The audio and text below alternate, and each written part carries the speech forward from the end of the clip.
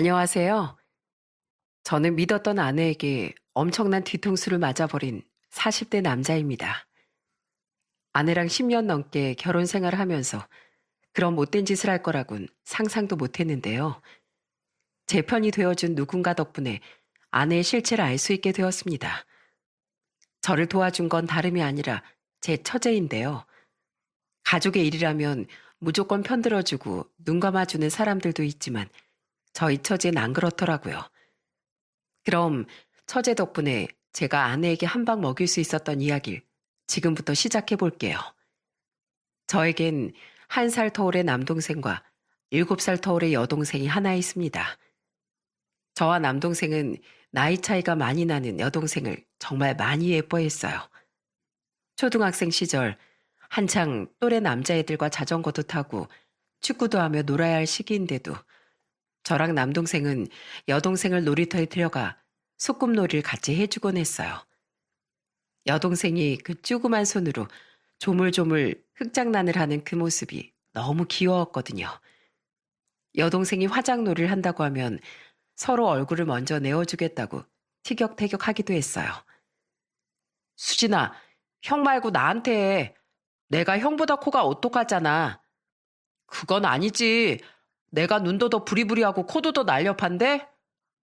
뭐야, 그럼 둘이 가위바위보 해. 이기는 사람 먼저 해줄 거야. 저랑 남동생은 립스틱을 칠해달라고 입술을 쭉 내밀기도 하고 여동생이 머리를 고무줄로 요상하게 묶어놔도 불평 한 번을 하지 않았어요. 오빠로서 여동생 즐거워할 수만 있다면 뭐라도 다 해줄 수 있을 것 같았거든요. 제가 대학에 가서 아르바이트를 하면서부턴 여동생이 친구들이랑 놀러 간다고 하면 용돈도 가끔 쥐어줬어요. 그런데 하루는 우연히 시내에서 친구랑 같이 있던 여동생을 만나 간식을 사줬는데 옆에 있던 여동생 친구가 이러더라고요. 수진아, 너 진짜 좋겠다. 우리 오빤 길에서 나랑 우연히 만나면 아는 척도 못하게 하는데 집에서도 맨날 나한테 구박만 하고 툭 하면 꿀밤까지 때려. 너네 오빠랑 우리 오빠랑 바꾸면 안 돼? 넌 오빠 2명이니까 1명만 나랑 바꾸자. 어? 저는 너무 웃겨서 깔깔 웃고 말았답니다. 남매 간의 우애가 너무 좋다 보니 주변에서 부러워하는 사람들이 참 많았어요. 친척들도 어쩜 저렇게 남매끼리 싸우지도 않고 잘 지내냐면서 보기 좋다고 말씀하시더군요.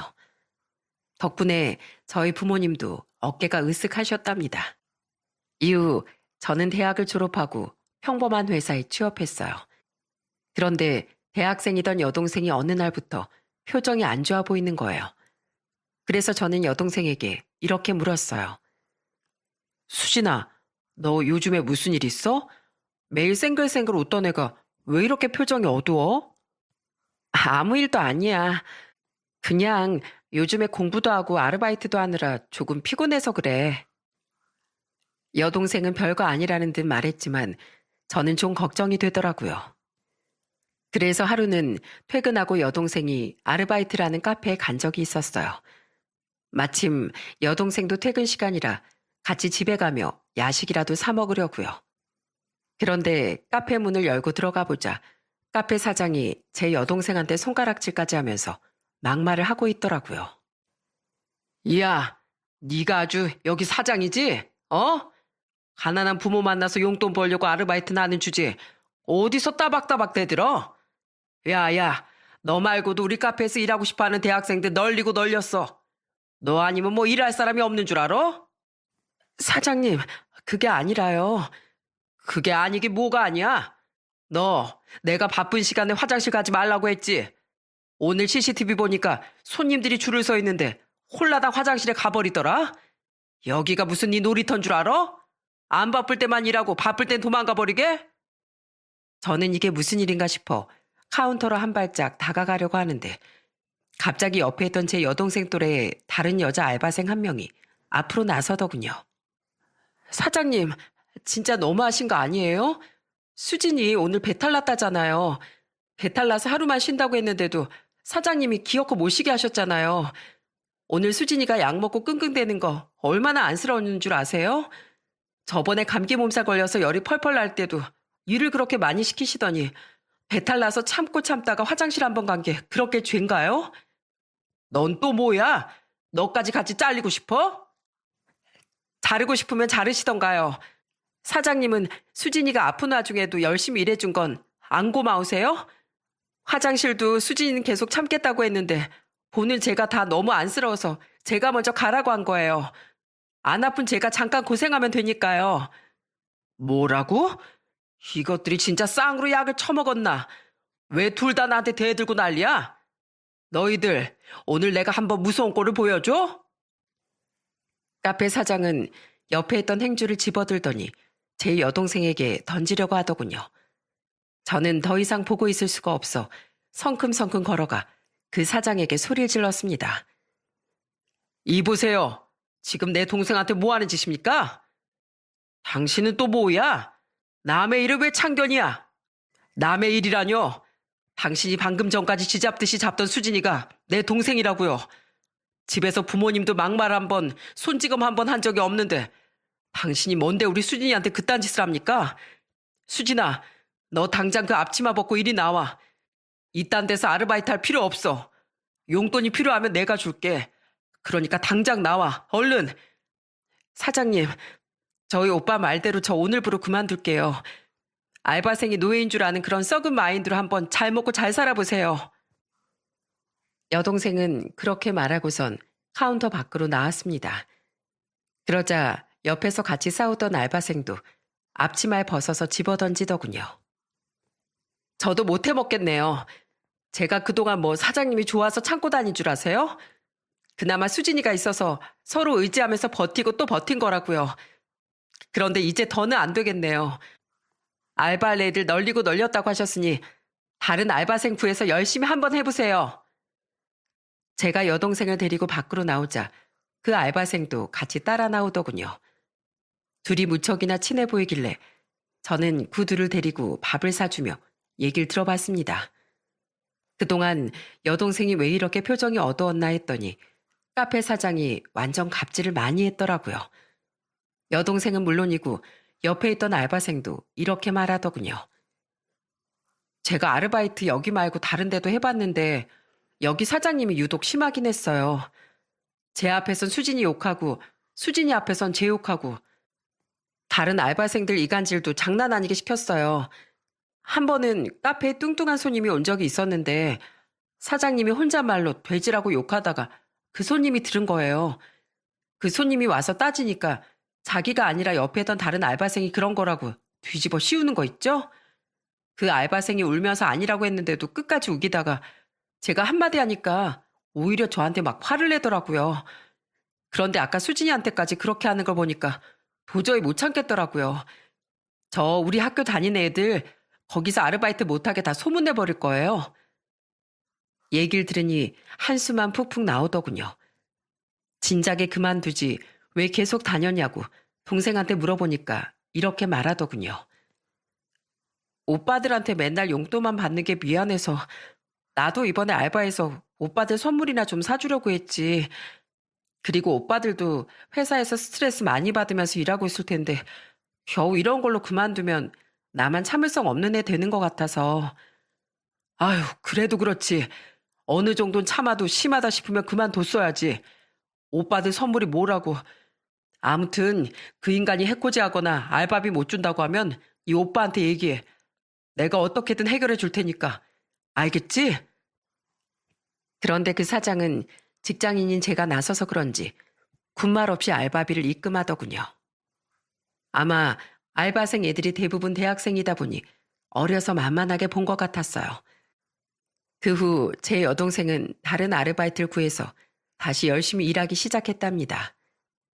그 후 시간이 지나 저는 30대 초반에 지인의 소개로 아내를 만나게 되었어요. 성격이 똑부러지고 알뜰한 모습에 결혼을 약속하게 되었죠. 그런데 제가 결혼할 사람이 생겼다고 하니까 여동생이 엄청 궁금해하더라고요. 아내를 데리고 저희 집에 인사를 드리러 갔는데 오히려 저희 부모님보다도 여동생이 더 질문을 많이 하는 겁니다. 새언니, 우리 오빠 어디가 좋아요? 아, 제가 한번 맞춰볼게요. 자상해서 좋아하는 거죠? 우리 오빠가 다른 남자들이랑 다르게 엄청 자상하잖아요. 저한테도 어릴 때부터 얼마나 잘해줬는지 몰라요. 어머, 어떻게 알았어요? 동우 씨 매력이 자상한 거잖아요. 아가씨는 참 좋겠어요. 전 여동생만 한 명 있어서 이런 자상한 오빠 한번 가져보는 게 소원이었는데 아가씨는 오빠가 두 명이나 있잖아요. 맞아요. 그래서 옛날부터 제 친구들이 절 엄청 부러워했어요. 그런데 전 새언니 같은 예쁜 언니가 있어도 너무 좋을 것 같은데요. 새언니, 솔직히 말해봐요. 학창 시절에 남자애들한테 인기 엄청 많았죠? 지금 보니까 우리 오빠가 눈이 좀 높은 것 같은데? 아가씨가 말을 참 기분 좋게 잘하시네요. 제 동생도 아가씨를 반만 닮으면 참 좋을 텐데, 제 동생은 빈말로라도 저한테 칭찬 한마디를 한 적이 없거든요. 아내도 여동생이 친근하게 대해주니 좋은지 이것저것 얘기를 많이 하더라고요. 예비 처제 얘기가 나와서 그날 둘만 있을 때 물어보니까 어릴 때부터 사이가 안 좋았대요. 그러면서 저한테 이렇게 얘기를 하더라고요. 동우 씨, 오늘 보니까 동우 씨네 가족들은 다 사이가 좋고 화목해서 너무 보기 좋더라. 난 내 동생이랑 완전 상극이라서 맨날 싸우기만 했었거든. 아가씨가 내 동생이었으면 얼마나 좋았을까? 그때까지만 해도 저는 정말로 예비 처제가 성격이 안 좋은 줄만 알았어요. 그런데 막상 예비 처가 인사를 드리러 갔더니 예비 처제의 인상이 참 좋아 보이더군요. 아내의 말과는 달리 말투도 상냥하고 예의도 바른 것 같았어요. 그래서 저는 그냥 아내와 예비 처제가 어린 시절에 서로 오해가 쌓여서 그런 거라고 생각했습니다. 그리고 얼마 후 상견례 때 깜짝 놀랄 만한 일이 벌어지고 말았어요. 저희 가족이 먼저 상견례 장소에 도착해 기다리고 있었는데 아내가 처가 식구들을 데리고 들어온 거예요. 그런데 제 여동생과 예비 처제가 서로의 얼굴을 보자마자 하고 소리를 지르는 겁니다. 수진아! 예비 처제 입에선 뜻밖에도 제 여동생의 이름이 나왔어요. 그리고 그건 제 여동생도 마찬가지였죠. 혜란아, 이게 어떻게 된 거야? 우리 새언니가 너희 언니였어? 아무리 세상이 좁다지만 어떻게 이런 우연이 있을 수가 있는지. 알고 보니 예비 처제는 예전에 제 여동생이랑 같이 카페에서 아르바이트를 했던 그 알바생이었던 겁니다. 어쩐지 처음 봤을 때부터 어딘가 모르게 낯이 있길래 그냥 흔한 얼굴인가 보다 생각했는데 그게 아니라 정말로 저랑 일면식이 있던 사이였던 거예요. 겨우 한 번 봤던 사이인데다 처제도 스타일이 많이 바뀌고 저도 살이 많이 빠져 서로 알아보지 못했던 겁니다. 둘은 반갑다며 서로 껴안고 방방 뛰더라고요. 양가 어른들도 뭐 이런 인연이 있냐면서 좋아하셨어요. 아이고, 우리가 정말 사돈지간이 될 운명이었나 봅니다. 아무리 같은 지역에 산다지만 양가의 딸들끼리 나이도 동갑이고 같은 곳에서 아르바이트를 했었다니 아무래도 보통 인연은 아닌 것 같네요.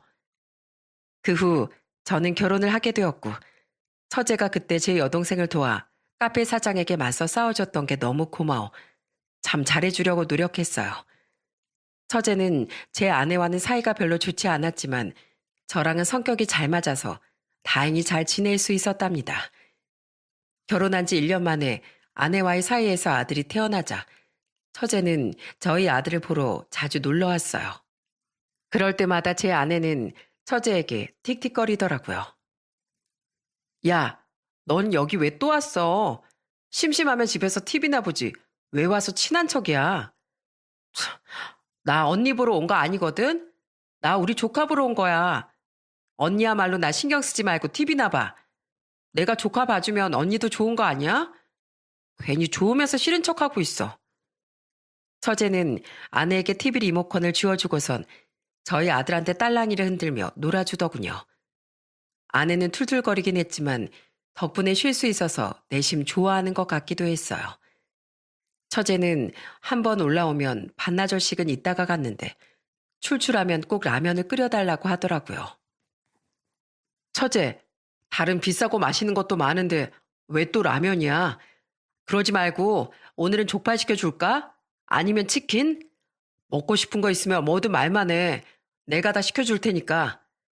전 콩나물 듬뿍 넣은 매콤 칼칼한 라면이요.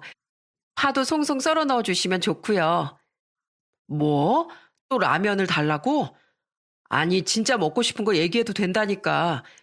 처제가 우리 애 봐줘서 고마워서 그러는 거니까 돈 신경 쓰지 말고 마음대로 말해도 돼. 그러자 옆에서 아내가 입을 삐죽 내밀고선 이렇게 말하더군요. 여보, 쟤 저거 진심이야. 원래 라면이라면 한장하는 애라고. 내가 쟤 때문에 집에서 맨날 라면 냄새 맡아서 얼마나 지겨웠는 줄 알아? 아유, 어떻게 그 똑같은 걸 맨날 먹나 몰라. 참, 언니가 뭘 모르네. 라면이 종류가 얼마나 많은데 뭐가 똑같다고 그래. 그리고 똑같은 매운 라면이라도 뭘 넣어 먹느냐에 따라 다 다른 맛이거든? 아유, 언니 먹기 싫으면 먹지 마. 난 형부가 끓여주는 라면 먹을 거야. 참나, 우리 집에 라면 먹으러 오니? 그래, 네 마음대로 라면 실컷 먹고 얼굴이나 퉁퉁 부어라. 유치하게 왜 저래? 형부, 저 진짜 라면이 좋아서 그런 거니까 라면 끓여주세요. 언니 라면 안 좋아하니까 우리끼리만 먹어요. 결국 저는 처제 말대로 콩나물을 넣고 칼칼하게 라면을 끓여 둘이서 맛있게 먹었습니다. 그리고 아내가 서운해할까봐 아내랑은 따로 밖에 나가 맛있는 걸 사 먹었어요. 그제 아내가 기분을 풀고 웃더라고요. 하루는 제가 처가에 갔는데 장모님이 저한테 잔소리 하신 적이 있었어요. 김서방, 요즘에 얼굴에 피둥피둥하게 살이 찐 게 살기가 좀 편한가 보네. 우리 혜진이네 보느라 힘들어서 살이 쭉쭉 빠지는구만. 집에서 집안일 하나 안 도와주나 보지? 그런데 제가 뭐라고 하기도 전에 처제가 먼저 나서더라고요. 엄마, 뭘 알고 좀 얘기해. 언니가 애 보느라 힘들게 뭐가 힘들어? 내가 주기적으로 가서 애 봐주는데 그래서 언니는 편하게 운동도 하고 다이어트까지 하잖아. 그러니까 살이 쭉쭉 빠지는 거지. 그리고 내가 보니까 집안일도 형부가 더 많이 하더라. 엄마, 요즘에 우리 형부 같은 사람 없어. 형부가 얼마나 자상하고 가정적인 사람인데. 그리고 형부가 왜 볼살이 통통해졌는 줄 알아? 내가 가면 맨날 라면 같이 먹어달라고 졸라서 그래. 형부도 지겨울 텐데 나 때문에 같이 먹어주는 거라고. 엄마 딸 둘 때문에 형부가 고생하는데 엄마 말을 그렇게밖에 못해? 그 이후에도 장인 장모가 저한테 잔소리라도 할라치면 처제가 먼저 나서서 제 편을 들어줬어요. 처가 식구 중에 아내 외에도 든든한 제 편이 있다는 게 참 좋더라고요. 아내는 제가 처제랑 사이가 좋으니 조금 질투하는 듯 했지만 저는 아내도 같이 친해질 수 있게끔 노력을 많이 했어요. 이제 성인이 됐으니 좋게 좋게 풀자면서요. 다행히 아내도 점점 처제랑 사이가 좋아지는 것 같더군요. 아내와 결혼한 지 3년쯤 됐을 땐 둘째 아들도 낳게 되었어요. 아내는 처제한텐 살살 맞았지만 저와 애들한텐 참 잘했답니다. 유난이다 싶을 정도로 애들한테 지극정성을 다했어요. 하루는 자꾸만 택배가 오길래 아내한테 물어봤더니 이렇게 대답하더라고요. 아무래도 육아 공부를 더 해야 할 것 같아서 육아책 좀 많이 샀어. 첫째 때 멋모르고 키웠는데 둘째 때부턴 대충 하면 안 되겠다는 생각이 들더라고. 아내는 육아에도 열심이었지만 일 욕심도 많았어요. 그래서 둘째를 낳고 출산 휴가가 끝나자마자 회사에 복직을 했답니다. 결국 가까이에 사는 저희 엄마가 저희 집에 왔다 갔다 하면서 애들을 봐주게 되었어요. 아내는 저희 엄마한테 늘 감사하다고 얘기를 하더라고요. 어머님, 너무 감사해요. 저 애들한테 1등 엄마가 되고 싶은데 꼴에 또 일 욕심은 많아서 애들 옆에 하루 종일 같이 있어주지 못하는 게 너무 미안했거든요. 그런데 어머님 덕에 평일엔 일에 집중하고 평일에 아낀 에너지로 주말엔 애들한테 온 정신을 쏟을 수 있어서 얼마나 감사한지 몰라요. 어머님 아니었으면 전 아마 일도 육아도 제대로 못했을 거예요. 좋은 엄마가 되기 위해 노력하고 매사에 감사해 하는 아내를 보며 참 결혼 잘했다는 생각이 들었어요. 영원히 이대로만 지낼 수 있다면 더 바랄 게 없다고 생각했죠. 그러던 와중에 결혼 10년 만에 경사가 생기고 말았답니다. 아내가 예쁜 딸을 낳게 되었거든요. 아내는 예전부터 딸이 갖고 싶다고 했는데 막상 딸을 낳으니 아들을 낳았을 때보다 훨씬 더 아끼는 것 같더라고요. 특히 이름만큼은 양보를 못하겠다고 하더군요. 여보, 아버님 보고 장명소 가지 마시라고 그래. 내가 예전부터 생각해둔 이름이 있단 말이야.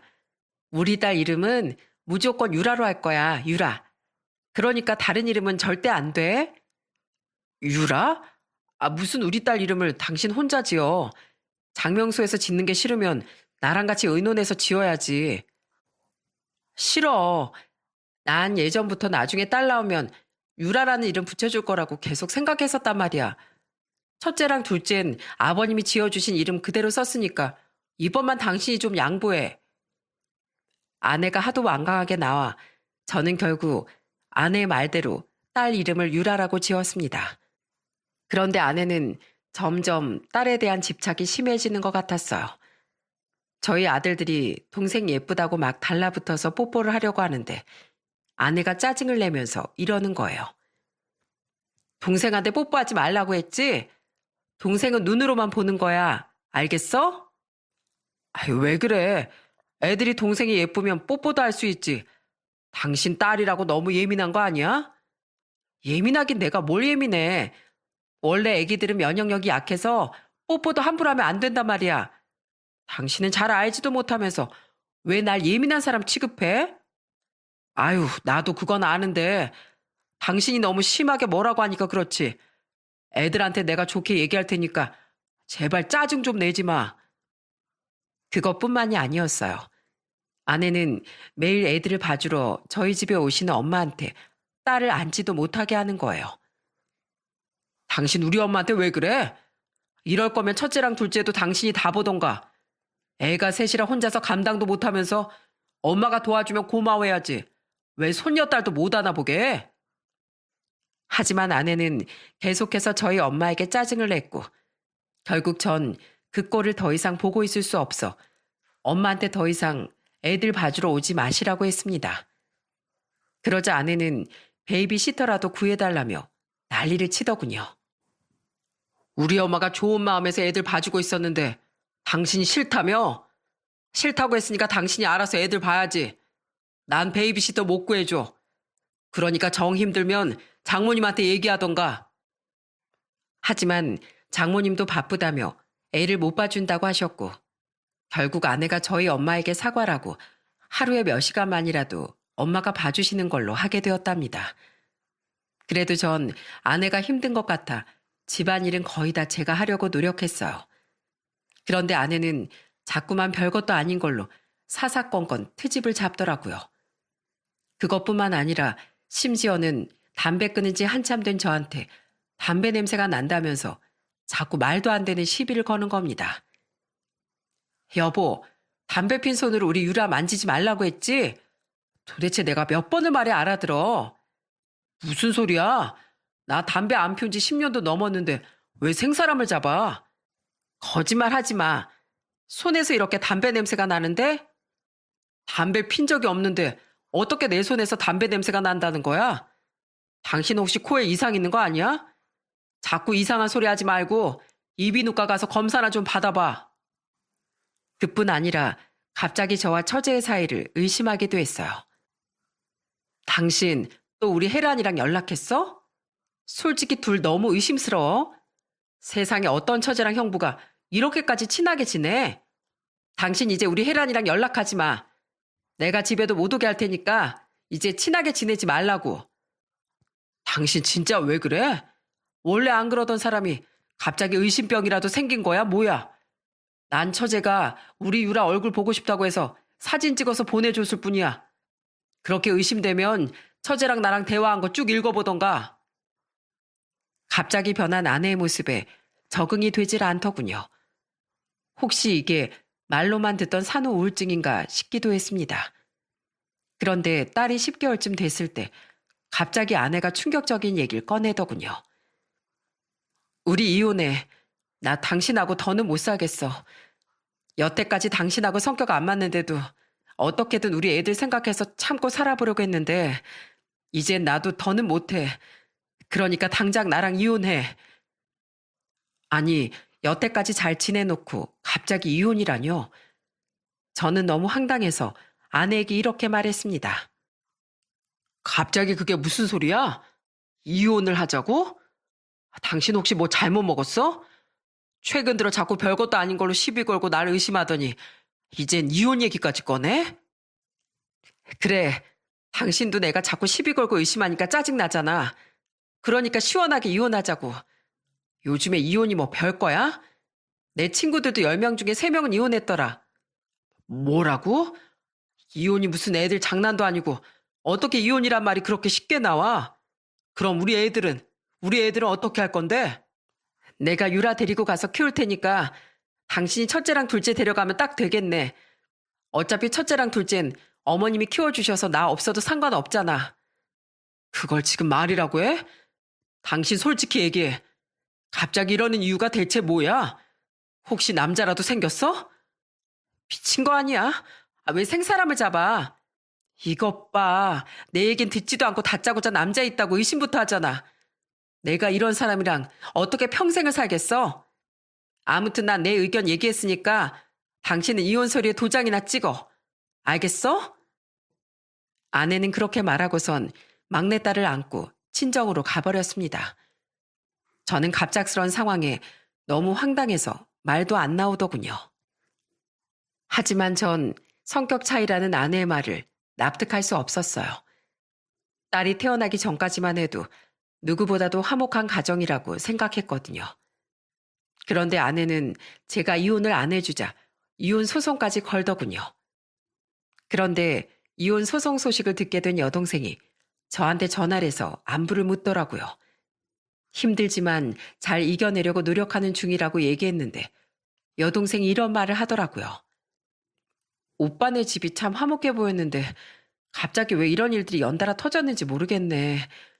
세연이는 뜬금없이 이혼하자고 하고 혜란이는 사기당해서 돈까지 홀라당 날리고 세연이 집에 혹시 마라도 낀 거 아닌가? 뭐라고? 처제가 사기를 당해? 아니 그게 무슨 소리야? 아 오빠 몰랐어? 혜란이가 금융사기를 당해서 돈을 왕창 날렸대. 모아둔 돈은 물론이고 대출까지 받아다가 날리는 바람에 걱정이 이만저만이 아닌가 봐. 아휴, 맨날 울면서 나한테 전화하는데 너무 안쓰럽더라고. 혜란이네 가족들은 못 도와준다고 하고 나도 수중에 큰 돈이 없어서 도와줄 수가 없네. 오빤 세연이랑 이혼 소송 중이라 혜란이가 얘기 안 했나 보다. 저는 처제가 금융사기를 당해 힘들어하고 있다는 사실에 너무 걱정이 되더라고요. 아내랑 이혼 소송 중이긴 했지만 처제랑 워낙 친하기도 했고 저희 가족한테 그동안 잘했던 게 있어서 외면하기가 어려웠어요. 그래서 저는 큰맘 먹고 제가 할 수 있는 한 처제를 도와주기로 했죠. 며칠 후 처제를 따로 불러내 이렇게 얘기했어요. 처제, 우리 수진이한테 들었는데 얼마 전에 사기를 당해서 큰 돈을 잃었다며? 그렇게 힘든 일이 있었으면 나한테라도 진작 얘기하지 그랬어. 처제, 내가 많이는 아니지만 그래도 3천만 원 정도는 도와줄 수 있을 것 같아. 이거면 대출은 갚을 수 있는 거지? 그러자 처제는 깜짝 놀란 눈으로 저를 쳐다보더라고요. 형부, 이렇게 큰 돈을 저한테 주시겠다고요? 아니에요. 저 이 돈 못 받아요. 게다가 우리 언니랑 이혼까지 한다면서요. 그런데 제가 어떻게 이걸 받아요? 아니야. 이혼이랑은 상관없이 처제랑 그동안 친하게 지낸 정이 있는데 이 정도는 해줘야지. 그러니까 사양하지 말고 받아. 그러자 처제는 고맙다며 제 앞에서 눈물까지 보이더군요. 저는 처제에게 부담 갖지 말고 나중에 형편이 나아지면 그때 천천히 갚으라고 했어요. 처제가 그동안 우리 애들 봐주고 잘해준 거 생각하면 그 정도는 충분히 해줄 수 있었거든요. 그런데 며칠 후 갑자기 처제가 저희 집에 찾아왔어요. 그러더니 무슨 서류 봉투 하나를 저한테 내밀더군요. 형부, 이건 선물이에요. 저한테 아무 조건 없이 3천만 원 빌려주신 거 너무 감사해서 이거로라도 우선 갚으려고요. 저는 어리둥절해하며 서류 봉투를 열어 그 안에 있었던 걸 꺼냈습니다. 그리고 뜬금없는 그 내용물에 깜짝 놀라고 말았어요. 그건 바로 저와 막내딸의 친자 확인 검사 결과지였습니다. 그것도 친자 불일치로 나와 있는 서류였어요. 처제, 이게 도대체 뭐야? 친자 불일치? 나랑 우리 유라랑 친자 관계가 아니라고? 네, 유라 형부 딸 아니에요. 언니가 직장 상사랑 바람 펴서 낳은 아이라고요. 뭐라고? 그게 사실이야? 처제, 자세히 좀 얘기해봐. 이게 도대체 어떻게 된 거야? 제가 그렇게 묻자 처제는 한숨을 푹 쉬며 충격적인 얘기를 시작하더군요. 저도 안 지 며칠 안 됐어요. 며칠 전에 저희 엄마가 휴대폰에 뭐가 잘 안 된다면서 저보고 봐달라고 하시더라고요. 그래서 엄마 휴대폰을 만지고 있었는데 갑자기 언니한테서 문자가 온 거예요. 내용이 좀 이상해서 들여다봤는데 세상에, 엄마는 이미 다 알고 있었더라고요. 언니가 그 직장 상사랑 바람나서 애까지 낳으니까 그 상간남이 와이프랑 이혼하고 언니랑 재혼한다고 했나 봐요. 그런데 제가 알면 형부한테 이를까봐 엄마 아빠만 알고 있고 저한텐 비밀로 한 거였어요. 심지어 그 문자에 상간남이랑 유라랑 친자 확인 검사 결과지 사진까지 있었다니까요. 자, 이거 보세요. 제가 언니랑 엄마랑 문자한 내용이랑 친자 확인 검사 결과지까지 사진으로 다 찍어둔 거예요. 제가 며칠 전에 형부 만났을 때 형부 머리에 뭐 묻었다면서 제가 머리카락을 세게 잡아당긴 거 기억나요? 혹시 유전자 검사가 잘못됐을까 싶어서 한 번 더 확인해 보려고 형부 머리카락을 몰래 가져간 거예요. 그런데 역시나 유란 형부 친딸이 아니었네요. 형부, 아무리 우리 언니라지만 저 이런 거 못 참아요.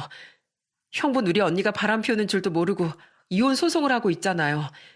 이거라도 알아야 상간남 소송이라도 해서 위자료라도 받아내죠.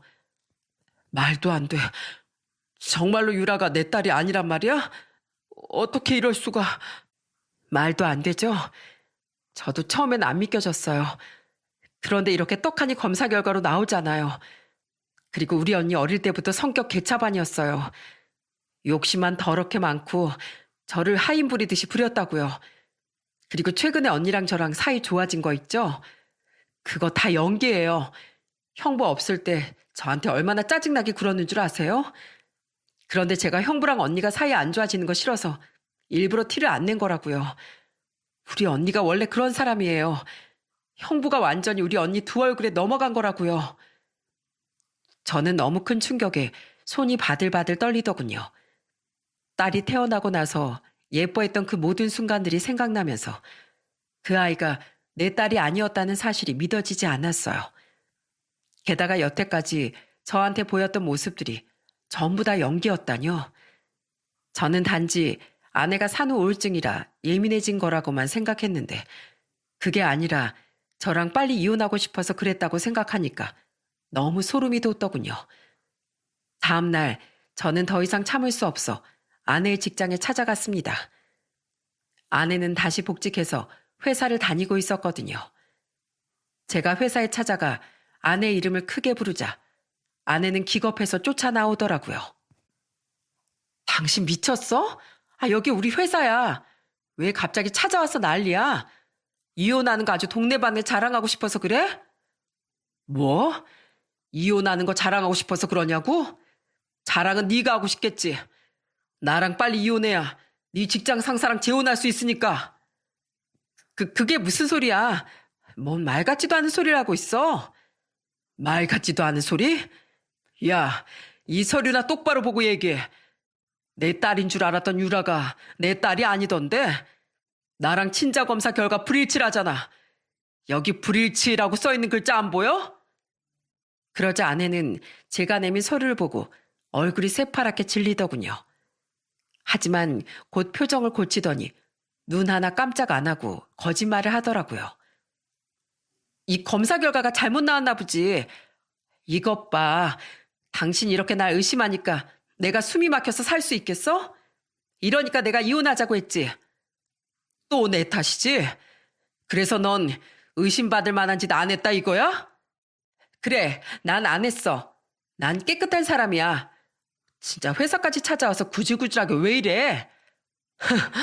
깨끗하다고? 그럼 이것도 한번 설명해 보시지. 최소한 우리 유라랑 친자 일치 확률 99.99%. 이렇게 나온 인간 이름이 최수환이라네. 내가 알기론 여기 같은 회사 다닌다는데 이것도 우연의 일치일까? 저는 그렇게 말하며 여러 장 복사해온 상간남과 딸의 친자 확인 검사 결과지 사진을 공중에 뿌려버렸습니다. 그러자 직원들이 주섬주섬 그걸 주워서 보더니 깜짝 놀라더군요. 직원들은 수근수근거리면서 한 남자가 있는 쪽을 바라봤어요.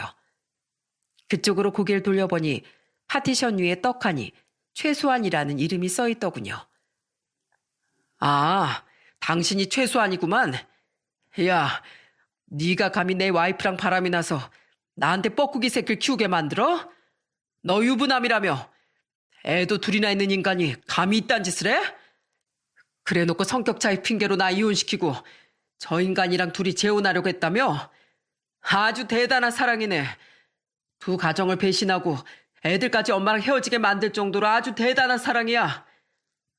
그러자 그 남잔 말을 더듬거리면서 변명을 하더라고요. 저기요. 그게 아니라 뭔가 오해가 있으신가 본데 나가서 얘기하시면 안 될까요? 오해는 개뿔. 이 검사 결과지나 똑바로 읽어보고 얘기해. 너도 유라가 네 친딸이라는 거 알고 나서 저 인간한테 이혼하라고 종용한 거잖아. 내가 그것도 모르고 왔을 것 같아? 그래놓고 언제까지 숨길 수 있을 줄 알았어? 바람 펴서 이혼하면 불리하니까 날 철저히 속이려고 했나 본데 그렇게는 안 되지. 너 내가 상간남 소송할 거야. 위자료 뜯길 준비나 해. 그런데 그때 사무실 문이 벌컥 열리고 대표로 보이는 사람이 이 광경을 모두 보게 되었습니다. 대표는 이게 대체 무슨 일이냐며 소리를 지르더군요. 그래서 저는 대표에게로 다가가 제가 가져온 검사 결과지 2장을 손에 쥐어주고 이렇게 말했습니다. 안녕하세요. 전 이혜진 씨 남편 되는 사람입니다. 저기 있는 최수환이란 작자가 제 아내와 바람이 나서 뻐꾸기 새끼까지 낳았네요. 이 회사는 일도 안 하고 직원끼리 더러운 짓거리나 하는 집단입니까? 저요. 저 인간들 징계 안 내리면 가만 안 있습니다. 이 회사는 더러운 불륜 짓거리도 눈 감아주는 회사라고 판단하고 소문낼 테니 알아서 하세요. 대표님이시니까 어떤 게 현명한 판단일진 잘 아시겠죠? 그러자 대표는 얼굴이 시뻘개져선 아내와 상간남에게 소리를 버럭 지르더군요. 이것들이 하라는 일은 안 하고 어디서 더러운 짓거리들이야? 둘 다 짐 싸서 당장 나가. 꼴도 보기 싫으니까 당장 나가라고. 아내와 상간남은 대표에게 아니라고 해명을 했지만 이미 친자검사 결과지를 본 대표는 믿지를 않더군요. 저는 둘이 대표에게 매달리는 모습을 보며 밖으로 나와버렸습니다. 그런데 다음날 처제한테서 울면서 전화가 왔더라고요. 형부, 언니가 갑자기 찾아와서 제 머리채를 다 잡아 뜯었어요.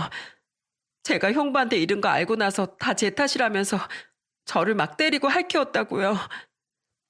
저는 너무 화가 나 아내한테 전화해 다시 한번 따졌습니다. 당신 미쳤어? 왜 아무 잘못도 없는 처제한테 가서 괴롭히고 난리야? 왜? 내 동생 내가 잡겠다는데 당신이 무슨 상관이야? 걘 어릴 때부터 원래 짜증나는 애였다고. 그냥 넘어갈 수 있는 일도 맨날 걸고 넘어지면서 날 귀찮게 했다고. 지가 정의의 사도야 뭐야. 내가 바람 한번 폈다고 당신한테 쪼르르 달려가서 이러는데 내가 화가 안 나고 배기겠어? 뭐라고? 누가 보면 당신이 잘못 하나도 없는데 처제가 모함한 줄 알겠네. 아, 이제 알겠다. 당신이랑 처제랑 왜 이렇게 사이가 안 좋은지 이제 알겠어. 처젠 뭐가 옳고 그른지 아는 사람인데 당신은 매번 나쁜 짓만 하니까 처제랑 당연히 충돌이 일어날 수밖에 없지.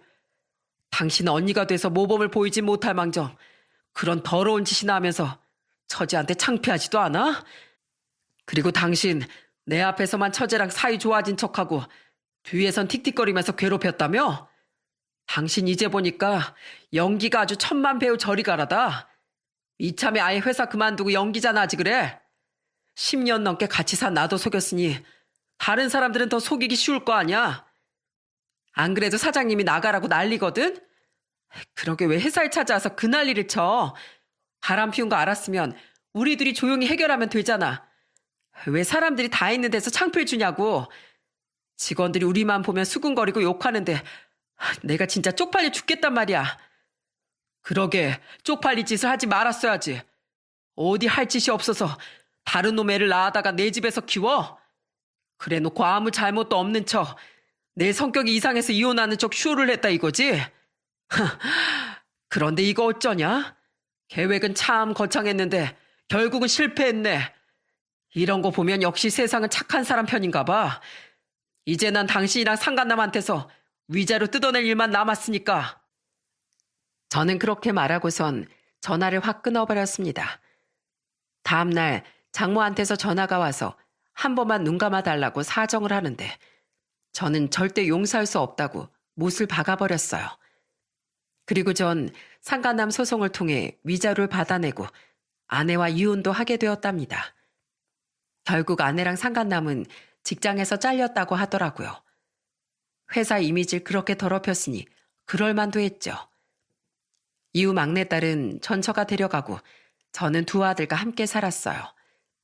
그런데 한동안은 마음이 참 좋지 않더라고요. 비록 딸이 제 아이가 아니라는 건 알지만 10개월이라는 시간 동안 제 딸로 알고 사랑을 듬뿍 줬었기 때문에 한순간에 그 정을 끊기가 쉽지 않더군요. 하지만 어떻게든 마음을 굳게 먹고 정을 떼려고 노력했죠. 하루에도 수십 번 유라는 내 딸이 아니라고 되뇌이고 또 되뇌었네요. 생각해보니 전처가 유라라는 이름을 고집한 것도 상간남과 둘이 상의한 이름이라서 그런 게 아닐까 싶더라고요. 참, 사람을 이렇게까지 속일 수가 있는지 너무 분통이 터졌습니다. 그래도 시간이 좀 지나니 딸에 대한 그리움이 점차 없어지고 두 아들에게만 집중할 수 있게 되었어요. 그래서 전 앞으로 아들들을 위해 열심히 일해야겠다고 생각했습니다. 그렇게 이혼한 지도 1년이 지났을 때였어요. 갑자기 전처한테서 전화가 온 겁니다. 그런데 정말 황당하게도 저한테 이런 말을 하더군요. 여보, 이제 좀 있으면 우리 유라 두 돌이야. 우리 이혼한다고 유라 돌잔치도 못 해줬는데 두 돌이라도 해줘야 되지 않을까? 야, 너 잘못 전화한 거 아니냐? 네 딸 두 돌 얘기를 왜 나한테 해? 너 전화번호 똑바로 확인해. 그놈한테 전화해야 될 걸 왜 나한테 전화를 해? 아니야, 나 당신한테 전화한 거 맞아. 그래도 당신 10개월 동안 우리 유라 아빠였잖아. 우리 유라한테 아빠는 당신뿐인데 당신이 챙겨주지 않으면 누가 챙겨줘? 미친 소리 하지 마. 떡한 얘 아빠가 있는데 왜 나한테 난리야? 당신 혹시 치매 왔어? 유라 친아빠가 누군지 헷갈리는 거야 지금? 괜히 전화해서 쓸데없는 소리 하지 말고 그 최소한인가 뭔가 그 더러운 놈한테 가서 얘기해. 여보, 나 사실 그 사람이랑 헤어졌어. 아니 헤어진 게 아니라 나 일방적으로 버림받았어. 그 사람이 와이프랑 이혼하고 나서 나랑 재혼한다고 했었는데 막상 이혼하고 나니까 애 키우기 싫다면서 연락까지 끊고 도망가 버렸어. 그 사람이 우리 유라 친아빠 맞지만 한 번도 우리 유라한테 아빠 역할 해준 적 없는 사람이야. 우리 유라 아빠는 그 사람이 아니라 당신이라고. 너 지금 코미디 찍냐? 내가 진짜 너무 황당해서 웃음밖에 안 나온다. 그놈이 도망가든 말든 그게 나랑 무슨 상관인데? 네 애는 네가 알아서 해. 여보, 그러지 말고 한 번만 더 생각해 주라. 요즘에 애 안 생겨서 입양해서 키우는 사람들도 많잖아. 누가 낳은지도 모르는 애도 입양해서 키우는데 적어도 유라는 내 핏줄을 맞으니까 같이 키울 수 있는 거 아니야? 내가 애들 엄마인데 셋 다 내가 키우면 더 좋은 거잖아. 좋기는 개뿔. 너 같은 엄마는 없는 게 차라리 나아. 내 애들은 내가 키울 테니까 네 앤 네가 알아서 해. 애 키울 돈이 모자라면 어떻게든 그놈 연락처 파악해서 양육비를 받아내던가. 날 속이고 뒤에서 더러운 짓거리까지 안 주지. 어떻게 그렇게 뻔뻔하게 나한테 전화할 생각을 하냐? 너 한 번만 더 네 딸 핑계로 나한테 들러붙을 생각하면 내가 가만 안 둬? 그러니까 전화 끊고 네 딸 잘 키울 생각이나 해. 알겠어? 저는 그렇게 말하고선 전화를 끊어버렸어요. 남의 두돌 잔치를 저보고 챙겨달라니 정신이 나가도 완전히 나간 거 아닌가요? 정말 황당해서 입이 안 다물어지더군요. 그 후 전처한테선 연락이 없었어요. 저는 평소대로 아들들과 함께 행복하게 지냈답니다. 몇 달이 지나 제 여동생이 결혼을 하게 되었어요. 그런데 결혼식 날 정말 반가운 손님이 찾아왔더군요. 형부, 오랜만이에요. 이제 형부라고 부르지 말아야 되나? 아무튼 우리 수진이 드레스 입은 거 보니까 너무 예쁘네요. 저도 얼른 남자친구 만들어서 결혼해야 되는데. 그 손님은 바로 전 처제였습니다. 전 처제는 제가 이혼한 후 아내와 아예 연을 끊었다고 하더라고요. 아무리 언니라지만 그런 파렴치한 짓을 한 사람하곤 가족으로 지내고 싶지도 않다고요. 저랑도 가끔 연락을 하긴 했는데 전 처제가 제 여동생이랑 친하다 보니 결혼식에 오게 된 겁니다. 전 처제는 여동생의 결혼을 축하해 주더니 저한테 이런 말을 하더군요. 형부, 우리 언니 때문에 그동안 마음고생 많았을 텐데 그래도 얼굴이 좋아 보이는 걸 보니 다행이네요. 앞으로 언니 일은 있고 조카들이랑 행복하게 지냈으면 좋겠어요. 전 언제나 형부 편인 거 아시죠?